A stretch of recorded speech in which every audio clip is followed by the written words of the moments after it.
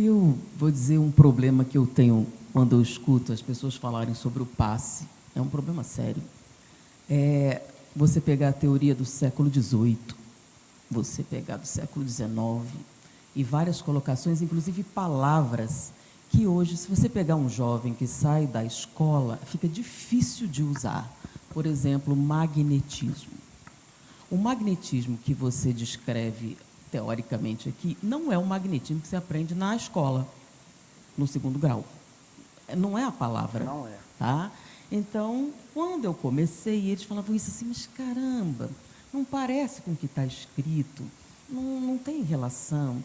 E aí são teorias. Então, eu vou falar de algumas, não vou falar muito, porque vocês podem pesquisar na internet. Eu tenho 3 trabalhos científicos que são feitos em laboratório. Não é uma teoria, não é um estudo histórico e nem uma suposição do que pode acontecer ou não.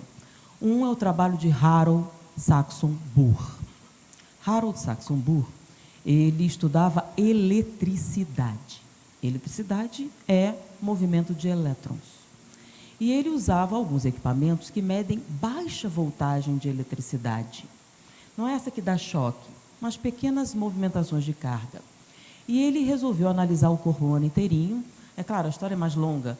E ele descobriu que quando o corpo fica doente, qualquer célula fica doente, há uma diminuição desse campo elétrico, não magnético, elétrico. E aí ele começou a medir isso e viu que os órgãos doentes tinham essa diminuição de campo elétrico. Aí ele mudou o equipamento dele, essa não é a minha área de atuação, né? Ele mudou o equipamento dele e começou a perceber que locais que não estavam doentes tinham pequenas alterações. E depois ele percebeu que essas alterações, passado algum tempo, evoluíam para uma doença. Então, ele descobriu uma forma de monitorar a célula antes de ficar doente. Isso é eletricidade. Bom, aprofundando mais seus estudos, ele descobriu que isso vem de dentro para fora da célula, não de fora para dentro. E ele não conseguiu encontrar nenhuma interação de fora para dentro, só de dentro para fora. Então, você pode prever a doença, pode ver a evolução da doença, isso você pode estudar, e ele fez um trabalho científico tão perfeito, tão bacana, que muito poucas pessoas puderam discordar, por isso eles ignoraram ele um tempo. Agora, o mais interessante de tudo é que ele descobriu que você pode curar as pessoas de dentro para fora, não de fora para dentro. Por exemplo, quando você conversa com alguém e fala a respeito dessas alterações, aí ele estudou hipnotistas e pessoas que convenciam outras religiosamente, e ele percebia alterações das células de dentro para fora. Então, isso é uma demonstração, não é teoria. O cara provou que acontece assim.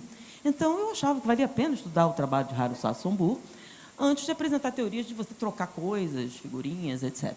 Bom, o segundo são os campos morfogenéticos.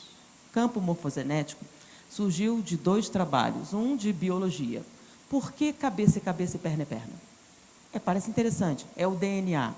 Não, o DNA só não explica porque você tem a cabeça nesse lugar e a perna em outro. Porque quando a gente muda uma série de coisas, cabeça continua sendo cabeça e perna continua sendo perna. Quando no embrião a gente troca as células de lugar, cabeça continua cabeça, perna continua perna.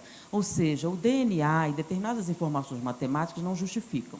A única justificativa, e isso veio de grupos que não têm nenhuma conotação religiosa, é um campo pré-existente que estrutura a forma.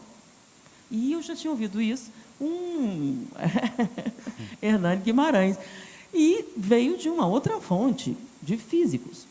Então, campos pré-existentes estruturam a forma. E aí, o que seria o campo morfogenético? É um outro estudo que não é nem de bioquímica, nem de física, é um estudo de zoologia, sobre o comportamento de animais numa ilha chamada Madagascar. Monitorando o comportamento de lêmures, que são tipo uns primatazinhos, um estudioso percebeu uma alteração comportamental assim, diferente e estranha, quando o comportamento de alguns lêmures numa região da ilha refletiam em lêmures que não tinham contatos sociais do outro lado da ilha. Isso deu origem a uma teoria que ficou uma confusão louca do tal campo morfogenético, que a informação de um indivíduo pode chegar a todos os indivíduos, mesmo sem contato direto. Comunicação não física entre mentes. Então, nós temos 3 teorias que são objetivas, estudáveis, refletíveis, e a gente pode fazer uma reflexão a respeito do que seria o tal passe. Então, nas palavras de Harold Saxon Burke, que não sabia o que era passe, ele dizia o seguinte, que a nossa manifestação consciencial, ou seja, o pensamento, se reflete em campos elétricos. E esses campos elétricos, que são o campo estruturador da forma, dão origem às células. Então, para curar alguém, nós temos que mudar o pensamento desse alguém. Então, ele dizia que não existia cura de fora para dentro. Toda a cura é de dentro para fora. Ou quimicamente, ou consciencialmente. Só que ele não falou do que ele sentia, do que achava, do que um guia contou, de uma revelação divina. Ele falou do que ele observou em laboratório. Então, de todas as teorias, por exemplo, se perguntar o que é o passe, não sei ainda, mas eu acho que Harold Saxon Burke está mais perto do que outras correntes filosóficas interessantes que falam por aí. E eu nunca vi nenhum espírita falar sobre Harold Saxon Burke ou sobre os campos morfogenéticos. Então, vocês são jovens, estão estudando física, química e biologia na escola, podem pegar o que vocês aprenderam em laboratório e extrapolar para tentar entender de dentro para fora o que seria a cura através do passe. Paulo, só um minutinho. Anete, só para que então a gente possa fazer uma conclusão, as pessoas estão perguntando o que fazer para a gente superar essa deficiência de estudo nas casas espíritas. Parece que nós estamos aí se mostrando não com uma boa relação com a doutrina espírita. Onde você fez várias perguntas, a gente parece que não respondeu. Acho que nesse dever de casa aí a gente tem feito errado. Eu faço uma brincadeira com a plateia perguntando: quem tem diploma do 2º grau, levanta o braço.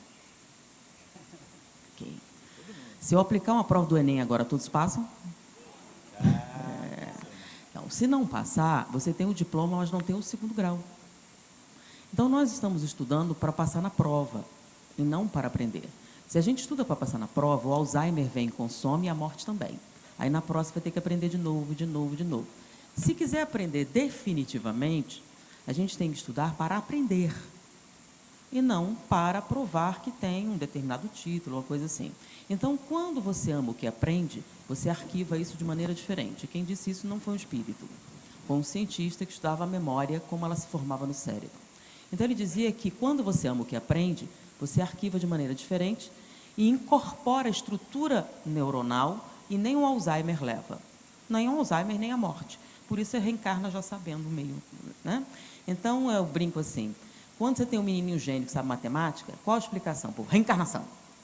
É mesmo? Reencarnação? Eles estudam muita matemática, já vem sabendo. Então, eu sempre que ouvi isso, vinha a pergunta: vocês não aprenderam nada na encarnação? O que vocês já vieram sabendo? Então, aparentemente, a única coisa atrás da outra encarnação é ódio. Eu olhei para você, antipatizei, é da outra encarnação. Então, antipatia, ódio, desejo sexual, tudo isso. Agora, a arquitetura que é bom, matemática, química, biologia, a gente não leva. Então, o que a gente mais ama é o ódio que sente, a vingança, essas coisas. Então, se a gente botar esse amor no aprendizado, é só uma vez. E aí você não vai ter um diploma, você vai ter o 2º grau em você e você leva junto, mesmo que vá para o mundo primitivo. Se você reencarnar numa tribo autentógena na Austrália, você vai ser o Pitágoras da tribo, ou Hipócrates, ou seja lá o que for. Então, a gente precisa aprender não como um fim, mas como um meio em si. Para o nosso engrandecimento, então, o 2º grau é muito legal. Para que serve? Para entender o Espiritismo. Já ajuda muito. Então, se você não tem o 2º grau em você, você tem hoje a liberdade, ninguém está vendo, de pegar a internet e fazer um supletivo, dar uma garibada no seu conhecimento e aprofundar um pouco mais. Para a gente não separar, ficar um negócio místico demais. A proposta espírita não é diferente. Não é a aliança entre a ciência e a religião. Então, a gente procura separar, pegando um misticismo muito intenso, muito forte, e distanciando de uma realidade. Quer dizer, o conhecimento tem aplicação prática? O que adianta você estudar tanto que isso não melhora a própria vida? Então, isso serve para todo tipo de conhecimento, matemático, químico, biológico, filosófico, psicológico. Vamos juntar tudo isso para ver que, no final, é a mesma coisa, né? Quando você vê extremos como Gandhi e Einstein, o que eles tinham em comum? Mas não é que eles eram bons? Para estimular o estudo no centro espírita, o que é necessário? Romper com o formalismo atual. os centros espíritas, com raras exceções, estão mantendo propostas de estudos mais formalizadas e fechadas do que o ensino universitário ou acadêmico de nossos dias. Ou seja, pré-LDB, que foi promulgada no ano de 1996. Então, por exemplo, falar em estudo sistematizado, padronizado, com base em apostila, ninguém aprende com isso. Isso são formas de engessamento. Então, o estímulo é estudar Allan Kardec na base, aprendendo a manusear livro, e hoje nós não podemos ignorar, aprendendo a buscar fontes através da mídia em geral e utilizar o raciocínio, não é? Confrontando com toda a literatura espírita. É isso que está faltando no centro espírita. Então, eu fico imaginando, um jovem que adentra na universidade, chega no centro espírita, vão dizer para ele que ele precisa fazer 4 anos de um curso de beabá mal desenvolvido e mal orientado, é lógico que ele não fica no centro.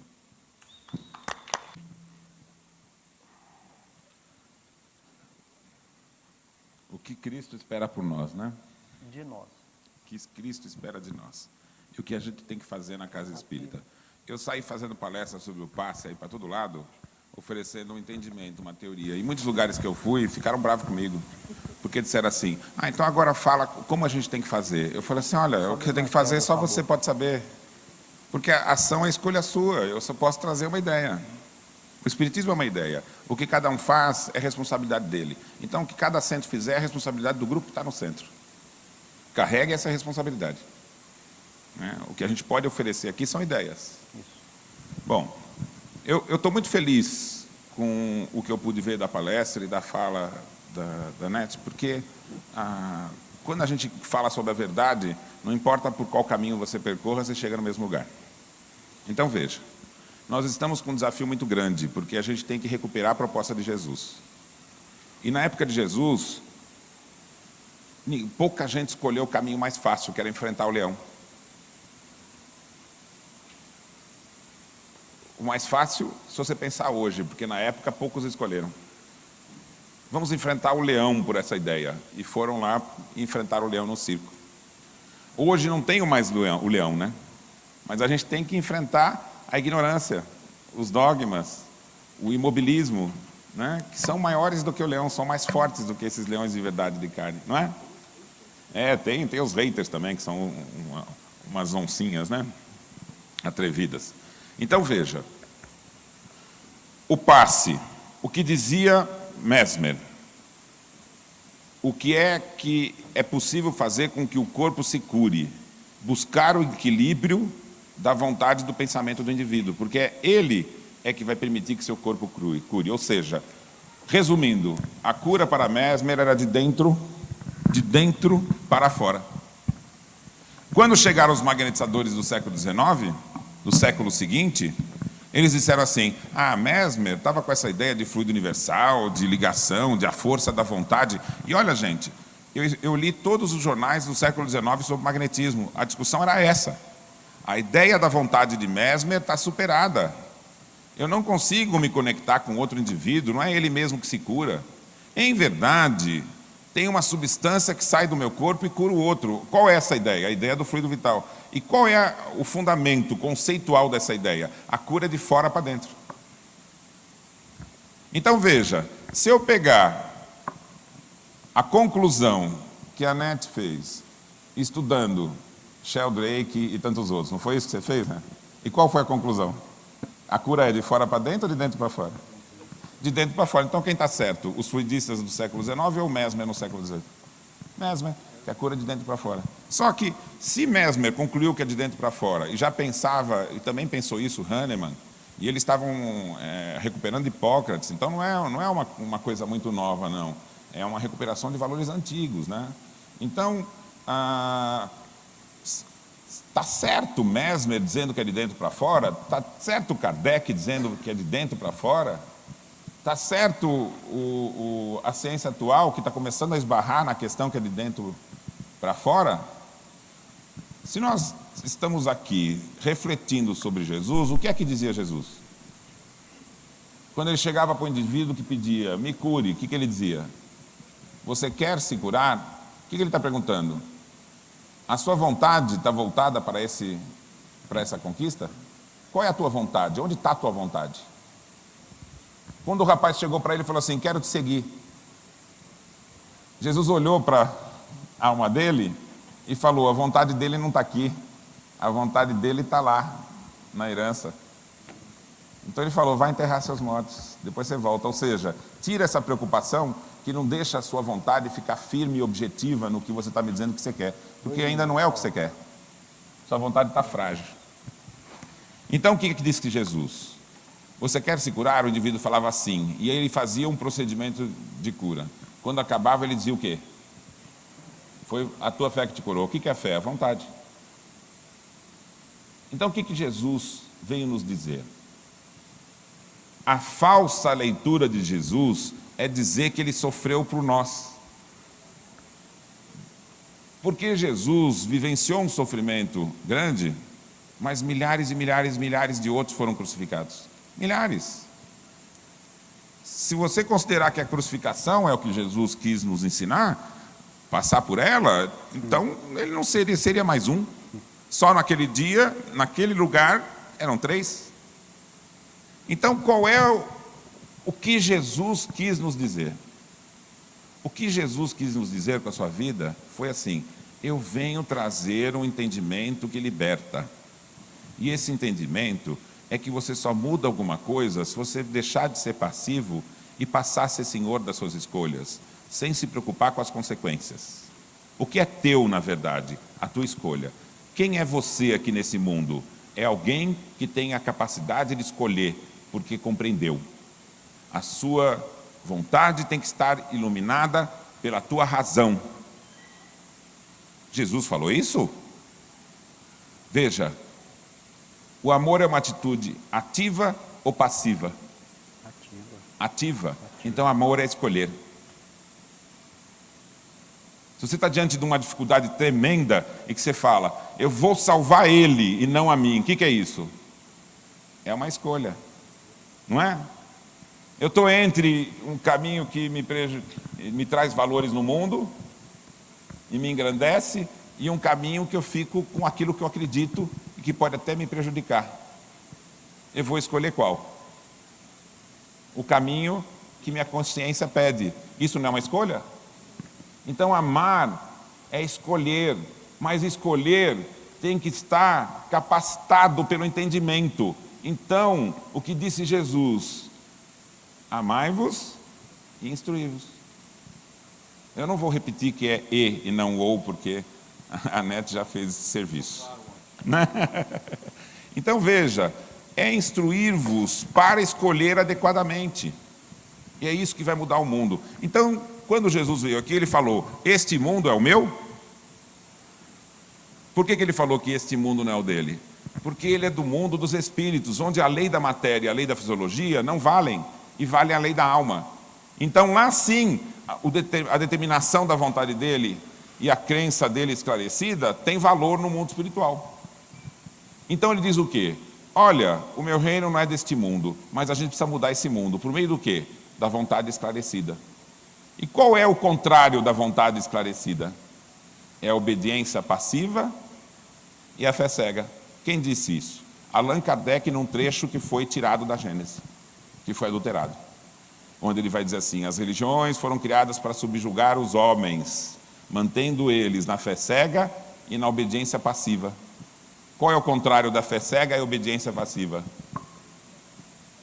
Fé raciocinada e a vontade, o uso da vontade, o domínio da sua própria vontade. Então nós estamos num mundo que não é o mundo de Jesus, porque é um mundo que carrega egoísmo e orgulho nos seus hábitos. E nós estamos repetindo muitas vezes os hábitos do velho mundo sem mudar. Nós falamos aqui na palestra dos hábitos do preconceito, não estão presentes? Preconceito com a mulher, preconceito com o negro, preconceito com o deficiente físico. O mundo faz com que, chegando você no mundo, enfrentando uma situação diversa dessa, você é o torto, você é o feio, você é o ruim, você é o estragado, você é o que não vale nada. E se a sua vontade for fraca, você se deixa subjugar. Essa é a força do velho mundo. Então, o que a gente pode fazer para cumprir o que Jesus pediu por nós? É você deixar de ser espectador do mundo e você se tornar protagonista. Nós somos protagonistas do mundo novo, porque o mundo novo vai ser feliz. Mas Kardec diz, a felicidade não é dada por Deus como recompensa, como também o castigo não é o sofrimento moral. A felicidade é uma conquista, e cada gota de conquista, de felicidade que você alcança, você jamais perderá. Esse é o pão da vida. Então, o que Jesus espera de nós? Não espera muito. Espera que você, no lugar que você esteja, se você é negro, seja um negro que levante a cabeça e mostre que você não é um incapaz. Se você é mulher e sofre preconceito, exerça aquilo que você quiser exercer, independente do que falam de você. Isso é ser ativo no mundo, é se tornar protagonista da sua própria vida, é mudar o mundo. Então, sejamos felizes hoje, para que o mundo feliz de amanhã seja a nossa construção. Vamos abandonar a atitude passiva, amai-vos e instruí-vos. Sejamos construtores de nós mesmos, construtores da felicidade futura. Muito obrigado.